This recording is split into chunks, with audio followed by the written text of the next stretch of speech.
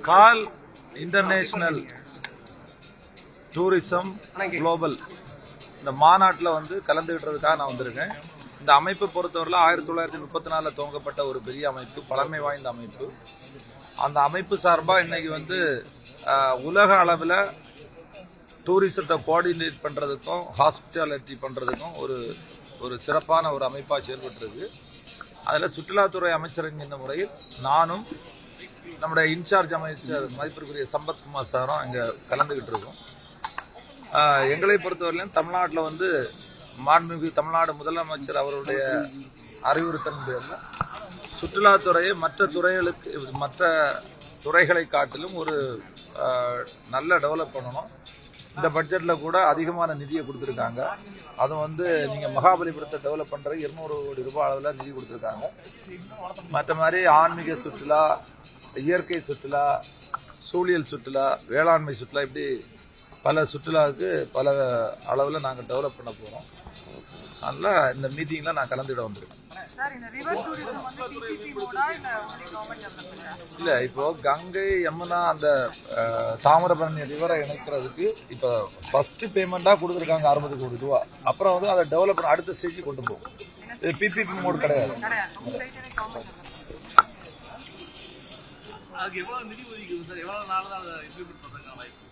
இல்லை, அதாவது ஒவ்வொரு இப்போ வந்து ஆன்மீக அளவில் வந்து இப்போ நீங்கள் பார்த்தீங்கன்னா நாகூர், வேளாங்கண்ணி, திருக்கடையூர் இதெல்லாம் இணைப்பதற்கு ஒரு பிளான் பண்ணியிருக்கோம். அதுக்கு ஒரு அமௌண்ட் ஒதுக்கியிருக்காங்க.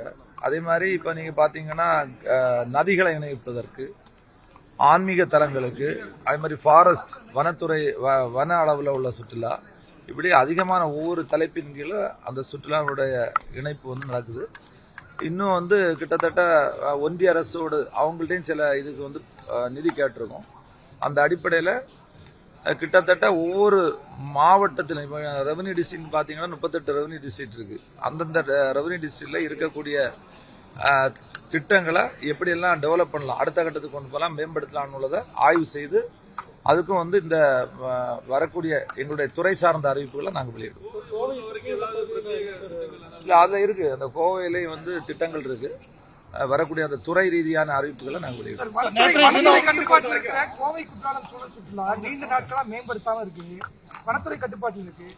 இல்ல, இப்போ சுற்றுலாத்துறையை பொறுத்தவரையில இப்போ வந்து நீங்க சொல்ற மாதிரி ஒவ்வொரு துறையை சார்ந்துதான் இருக்கு. ஏன்னா இப்போ வனத்துறைனா அவங்க ஃபாரஸ்ட் என்ஓசி வாங்கணும். அதனாலதான் நாங்க வந்து டிஸ்ட்ரிக்ட் லெவல்ல ஒரு டூரிசம் டெவலப்மெண்ட் கவுன்சில், அதுக்கு சேர்மன் வந்து கலெக்டர், அதே மாதிரி ஸ்டேட் அளவில் 1 ஃபைல் சிஸ்டம், 1 விண்டோ சிஸ்டம் அளவில் கொண்டு வந்து எல்லாத்தையும் ஒரே டைம்ல அந்த என்ஓசி வாங்கி பண்றது மாதிரி ஒரு முடிவு எடுத்திருக்கோம். இல்லைன்னா ஒவ்வொரு துறையில இருந்து என்ஓசி வாங்கி பண்ணோம்னா கொஞ்சம் ரொம்ப டைம் ஆகுது. அதனால வந்து ஏன்னா இப்போ நீங்க பாத்தீங்கன்னா வனத்துல, அதாவது ஃபாரஸ்ட்ல பண்ணோம்னா அவங்க தான் டெரிட்டோரியல் ஆஃபீஸ், அவங்கள்ட்ட என்ஓசி வாங்கணும். ஹெச்ஆர்என்சி ஆன்மீகம்னா ஹெச்ஆர்என்சி என்ஓசி வாங்கணும்.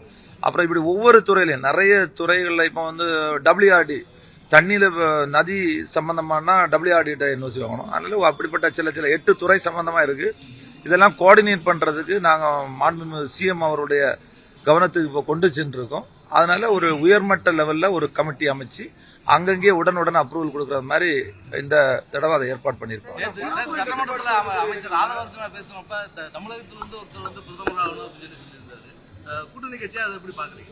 இல்ல, அவர் சொன்னது அவருடைய நிலைப்பாடு என்னன்னா வந்து தென்னிந்தியாவில் வந்து பிரதிநிதித்துவம் வேணும்னு சொல்லியிருக்காரு. அது வந்து அவருடைய நிலைப்பாட சொல்லியிருக்காரு. எங்களுடைய தலைவரை பொறுத்தவரையிலும் காங்கிரஸ் கட்சியினுடைய தலைவர், நாங்கள் எதிர்பார்க்கின்ற தலைவர், பாராளுமன்றத்தினுடைய எதிர்கட்சி தலைவர், அவர் எல்லாரையும் அழைத்து சொன்னக்கூடிய மதிப்பிற்குரிய ராகுல் காந்தி அவர்கள் 2029 நிச்சயமாக பிரதமராக வருவார்கள். அதுல ஒரு சந்தேகமும் இருக்காது.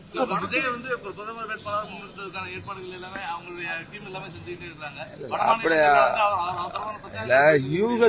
யூகத்திற்கு எல்லாம் பதில் சொல்ல முடியாது. இப்ப வந்து சிறப்பா வந்து ஒரு லஞ்சம் வாங்காத, ஊழல் செய்யாத ஒரு அரசு தமிழ்நாட்டில் இருக்கு. எங்களுக்கு வந்து சிஎம் வந்து நிறைய அட்வைஸ் பண்ணியிருக்காரு. அந்த அடிப்படையில் இன்னைக்கு காங்கிரஸ் கட்சி கிட்டத்தட்ட 1967க்கு பிறகு 59 வருடம் கழிச்சு நாங்க வந்து காங்கிரஸினுடைய பெருந்தலைவர் காமராஜர் என்ன கனவு கண்டாரோ, அந்த தொண்டர்கள் என்ன கனவு கண்டாரோ, அந்த அடிப்படையில் இன்னைக்கு 2 அமைச்சர் எங்களுக்கு கொடுத்திருக்காங்க. நாங்க கூட்டணியோடு இணைந்து மக்களுக்கான வளர்ச்சி திட்டங்களை கொண்டு வரதான் எங்களுடைய இலக்கு. HRNC ஒட்டியுள்ள சுற்றுலா தலங்கள்ல வரக்கூடிய சுற்றுலா பயணிகள் நான்வெஜ் போன்றவற்றையெல்லாம் கோயிலே வந்து சாப்பிடக்கூடிய சூழல் இருக்கு. இதை கட்டுப்படுத்துறதுக்கு எந்த மாதிரி? இல்ல அது மாதிரி சில சின்ன சின்ன ப்ராப்ளம் இருக்கு. இல்ல இருக்கு, அதெல்லாம் நாங்க முறைப்படுத்திட்டு வர்றோம். ஏன்னா அதுதான் ஏற்கனவே சொன்னேன், சுற்றுலாத்துறை என்பது எங்களுக்குன்னு தனியா இடம் கிடையாது.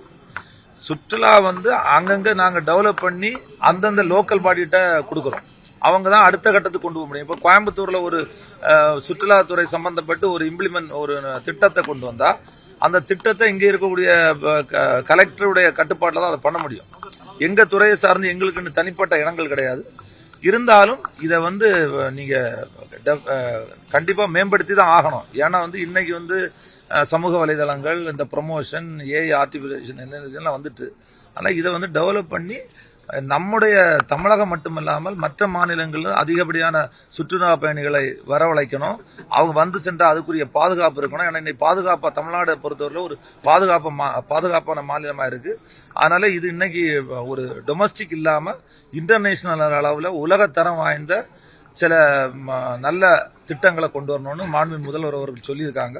அந்த அடிப்படையில் இதை மேம்படுத்துவோம். தமிழ்நாட்டில் ஆன்மீக சுற்றுலாவுடைய இது ரொம்ப குறைவா இருக்கு சுற்றுலாத்துறை சார்பில் சொல்றாங்க சார். அது கூடுதலாக வாகனங்கள், பேருந்துகள், சிறப்பு பேருந்து இயக்குவீங்களா? இல்ல, அதுதான் அதெல்லாம் நாங்க பிளான் பண்ணிட்டு இருக்கோம். டெஃபினட்டா இந்த துறையை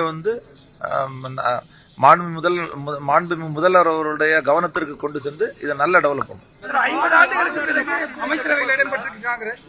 கட்சியை வளர்ப்பதற்கான முயற்சிகள் மேற்கொண்டிருக்கீங்களா? உறுப்பினர் சேர்க்கை அதிகப்படுத்துவதற்கான இல்ல, 59 ஆண்டுகளுக்கு பிறகு இன்னைக்கு எங்களுக்கு ஆட்சியில நாங்க பங்கு வைக்கிறோம். எங்க இயக்கத்தை பொறுத்தவரையில் இன்னைக்கு ஆர்கனைசேஷன், அதாவது ஆர்கனைசேஷன் ஸ்ட்ரக்சரை பொறுத்தவரையில் வாக்குச்சாவடி அளவில் இன்னைக்கு நாங்க பலப்படுத்திட்டு இருக்கோம். அதுக்கான அமைப்புகளை ஏற்படுத்திட்டு இருக்கோம்.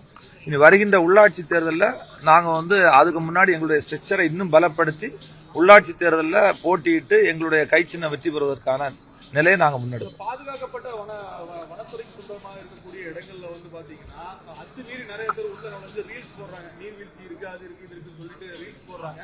இதை நம்பி போற பல பேருக்கு ஒரு அசம்பாவிதங்கள் அந்த மாதிரி நடக்கிறதெல்லாம் கூட பார்க்க முடியுற மாதிரி இருக்கு. இதை தடுக்கிறதுக்கு என்ன மாதிரி நடவடிக்கை இருக்கு? இல்ல, இப்போ நீங்க சொல்லக்கூடிய ஃபாரஸ்ட் இப்போ அதனுடைய கட்டுப்பாடு அந்த துறை கீழே தான் வருது. இது மாதிரி சில விஷயங்கள் நம்ம கவனத்துக்கு வருது. அப்ப அந்த துறையோட பேசி அங்க அந்த பாதுகாப்பு, நீங்க உள்ள போய் பார்த்துட்டு வரணும்னா அதுக்குரிய பாதுகாப்பு கொடுக்க வேண்டும் என்று ஏற்கனவே அறிவுறுத்தப்பட்டிருக்கிறது. அது மாதிரி இந்த கோஆர்டினேஷன், அதாவது எல்லாரும் சேர்ந்து கோஆர்டினேட் பண்ணி தான் அதை பண்ண முடியும். நிச்சயமா வரக்கூடிய காலங்களில் அது மாதிரி பாதுகாப்புக்கு இப்பவே ஏற்கனவே பாதுகாப்புக்கு முதலிடமா தமிழ்நாடு இருக்கு. அந்த அளவுக்கு மக்களுக்கும் பாதுகாப்பா இருக்கக்கூடிய அளவுல ஒரு சூழ்நிலை நாங்க உருவாக்குறோம். இல்ல அனுமதி அப்படி இதுவரைக்கும் அது மாதிரிப்பட்ட விஷயங்கள் கவனத்துக்கு வரல. அப்படி நடந்தா அதை அந்த துறையோட பேசி என்ன நடவடிக்கை எடுக்கணும் நிச்சயமா எடுத்துடுவாங்க.